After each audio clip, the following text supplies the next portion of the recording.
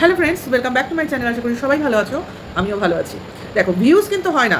হ্যাঁ, কার কথা বলছি বুঝতে পারছো।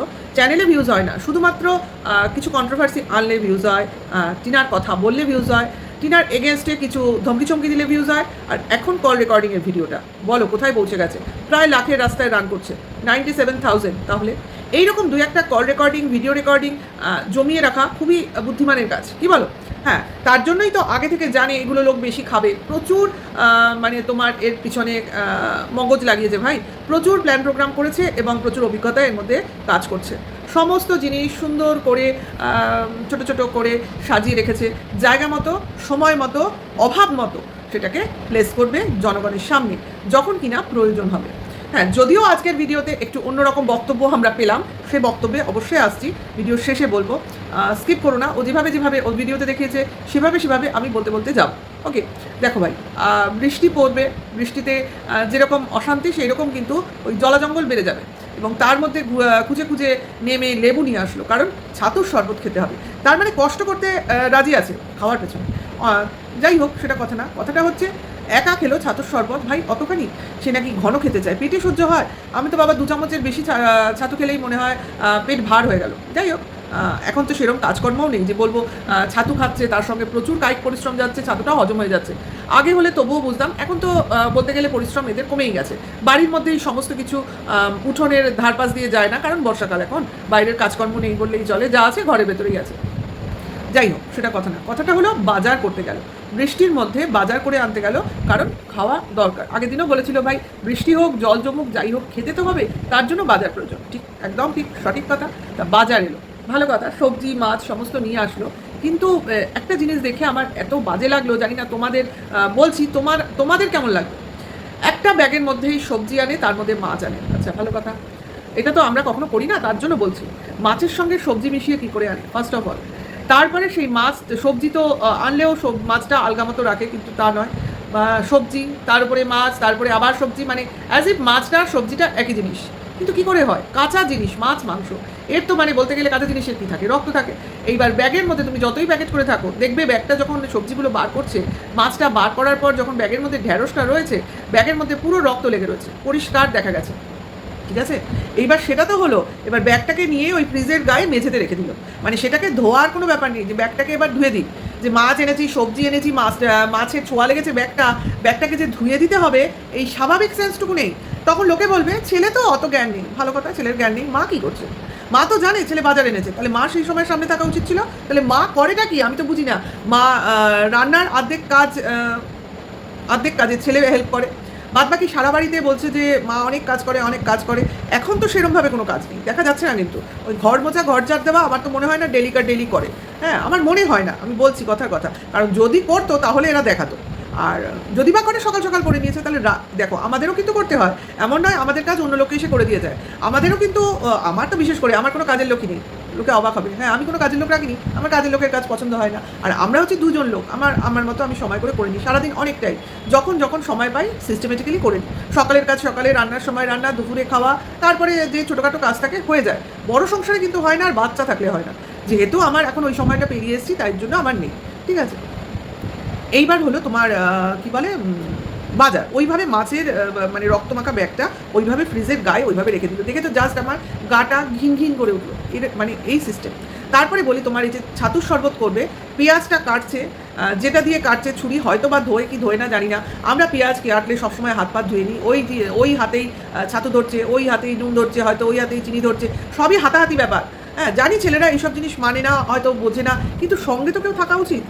আমি কেন বলছি আবার, দেখো অনেক ক্ষেত্রে এসব মানার কোনো মানে হয় না, আমি জানি, কিন্তু আমি কেন বলছি, কারণ এরা পুজো আর্চা বেশি দেখায় না, নিরামিষ খায়, এই শিবের বার, ওই হনুমানজির বার, তা এই যে যারা এরকম পুজো আর্চা বা নিরামিষ আমিষ এই যে তারতম্য করবে, তারা কিন্তু এই ছোঁয়াছানিটাও ভালো করে দেখবে। কারণ আমি যখন নিরামিষ খাবো, তখন কিন্তু আমার এই সব জিনিসে কী হাতে কী ধরেছি এটা কিন্তু আমার মনে নাও থাকতে পারে। আমি আমিষ যখন খাচ্ছি, যেখান থেকে আমি হাত দিয়ে নুন নিচ্ছি, হ্যাঁ, সেই হাতেই আমি নিরামিষ যখন খাচ্ছি, তখনও ওইখান থেকেই কিন্তু নুন নিয়ে আমার রান্নাটা হচ্ছে। তাহলে আমার আমিষ নিরামিষ কিসের আলাদা হলো? আমার বক্তব্য এখানে, কারণ এরা বেশি দেখায়, তার জন্য বললাম। আর আমাদের তো নিরামিষের পার্টি নেই, আমি তো এসবের পার্টি নেই, আমি ওর মধ্যে দিয়ে যাই না কাজে। কিন্তু আমি জানি, কারণ আমাদের ফ্যামিলিতে এগুলো আছে। আমি মানি না বলে কেউ মানে না তা তো নয়, আমার মা তো এখনও মানে, মা তো মানে কি বলবো, একটা নুন দেবো রান্নায়, হাত ধুতে হবে, একটা হলুদ দেবো রান্নায়, হাত ধুতে হবে, খুন্তিটা দিয়ে নাড়বো, তারপরে সঙ্গে সঙ্গে হাত দিতে হবে, মানে এতটাই মানামানি করে।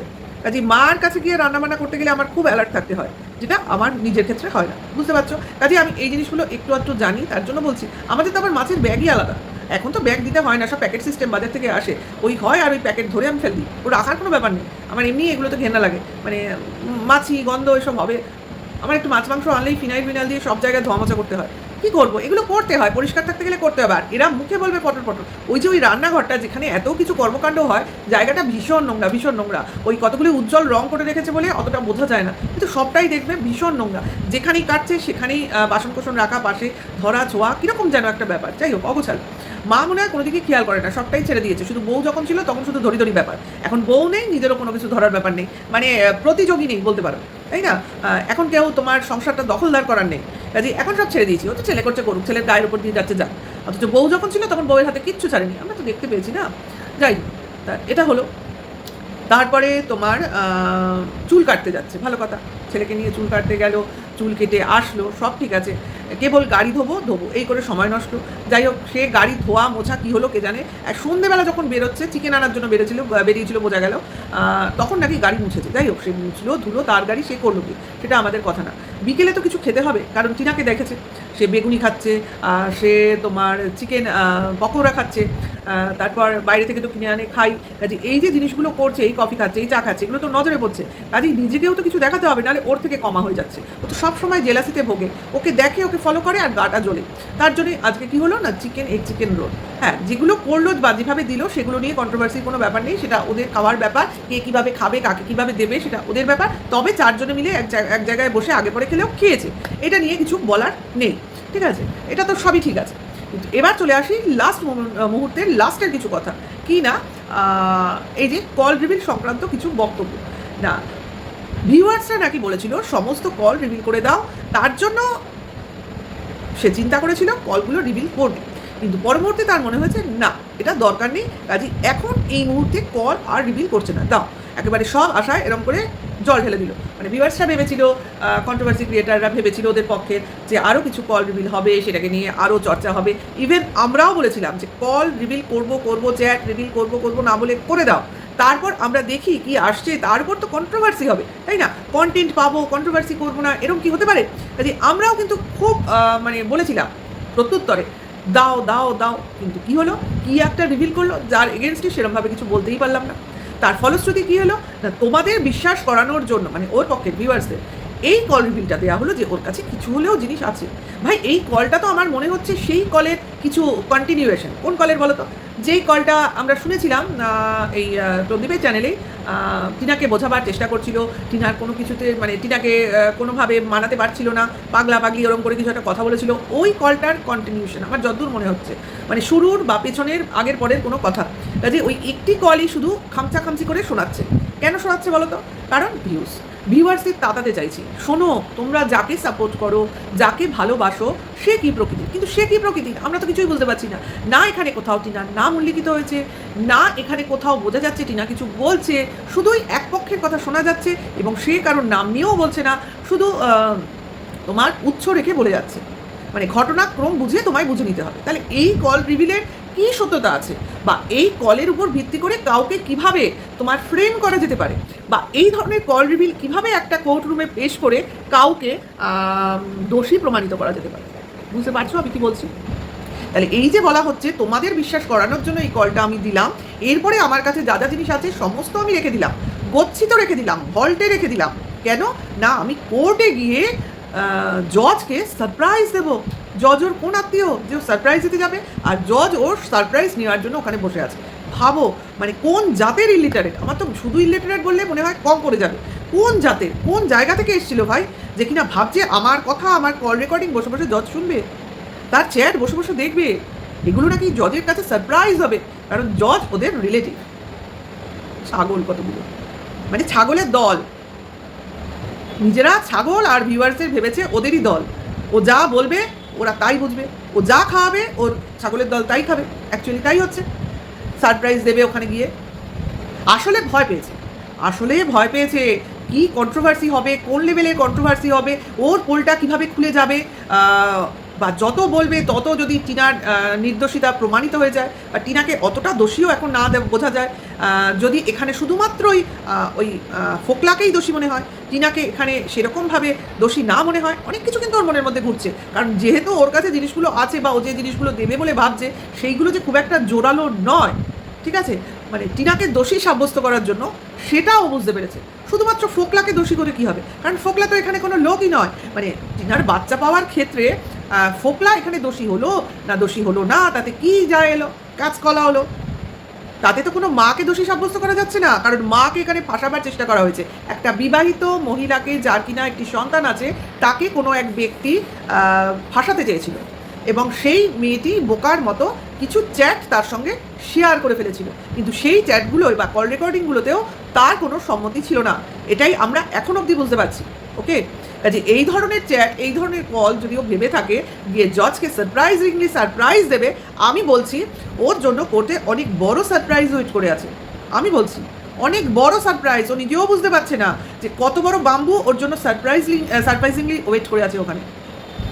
ও বুঝতেও পারছে না, ওর ইমাজিনের বাইরে চলে যাচ্ছে। ও ভাবছে ওর অনেক বর্দি মেজদি চর্দি ওকে একদম প্রোটেক্ট করবে।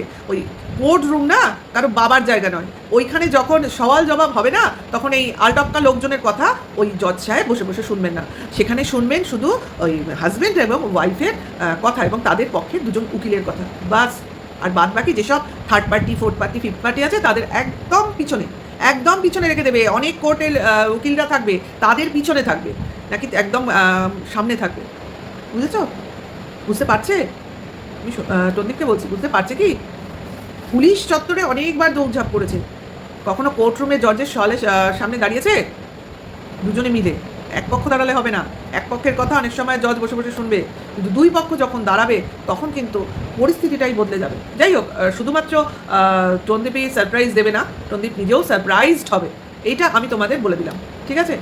যতই বলুক, যতই মানে নিজের কেদ্দারি দেখা, ও যে ভয় পেয়েছে মানে কিছু তো ভয় পেয়েছে, যেটা কিনা অ্যাডমিনিস্ট্রেশনের দিক থেকে, আর বাদবাকি ভয় পেয়েছে কন্ট্রোভার্সির দিক থেকে। ভাই হিতে বিপরীত হয়ে যাচ্ছে, ফেলা চাল উল্টে যাচ্ছে, তাই না? বুঝতে পারছে, সবাই বুঝতে পারছে। মানে কে বলে, বুদ্ধিমানকে নিয়ে ইশারাই দাবিয়ে।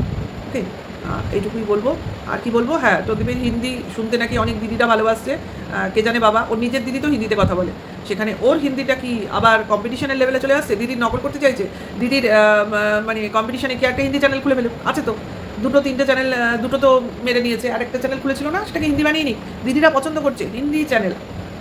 যাই হোক, করুক, কিছু তো করুক, কিছু তো ক্রিয়েটিভিটি দেখা। শুধুই লোকের নকল করে চলে, কপি ক্যাট, আর কি বলবো, কপি ক্যাটই বলবো, শুধুই কপি করে, একে দেখে ওকে দেখে, মানে দিদিকে দেখে বউকে দেখে আর কপি করে। দেখবে ওর ব্লগিংগুলো, ওর বাড়ি সাজানো থেকে শুরু করে, খাওয়া থেকে শুরু করে, হয় বউকে নকল করছে, নয় নিজের দিদিকে নকল করছে, বাস হয়ে গেল। এই দুটোই ওর সামনে, আর তো কোনো কিছু নেই। নিজের ক্রিয়েটিভিটিই নেই, এই গাড়ি চালায় আর আসে, এইটুকু হলো ওর ক্রিয়েটিভিটি। আর মাঝে মাঝে ওই ইলেকট্রিকের বাল্ব লাগায়, এখন অবশ্য বাল্ব লাগাবার কিছু নেই, আর কিছু করারও নেই, শুধু গড় গোছায় মেয়েদের মতো, মাঝে মাঝে রান্নাবান্না করে, ঘরদোর ঝাড় দেয়, পুরো মেয়ে। এত মানে একটা ছেলেকে এরকম মেয়েলি কাজে দেখতে জাস্ট নেওয়া যায় না। হ্যাঁ, মা সাহায্য করছে, নো ডাউট সাহায্য করছে, কিন্তু দিনের পর দিন যার কিনা এত পয়সা আছে, যে নাকি এত বড় ব্লগার, সেটা কাজের লোক জোটাতে পারছে না, যে পিয়ে আসছে তাকেও লুকিয়ে রাখতে হচ্ছে। দম থাকলে সামনে আন, তবে না ছেলেদের দম নেই, এরকম ছেলে হওয়ার থেকে মেয়ে হওয়া ভালো ছিল। ভিডিওটা এখানেই শেষ করবো, ভালো লাগলে লাইক কমেন্ট শেয়ার করবে, নেক্সট ভিডিও ওয়েট করবে। এখনকার জন্য এইটুকু, টাটা, বাই।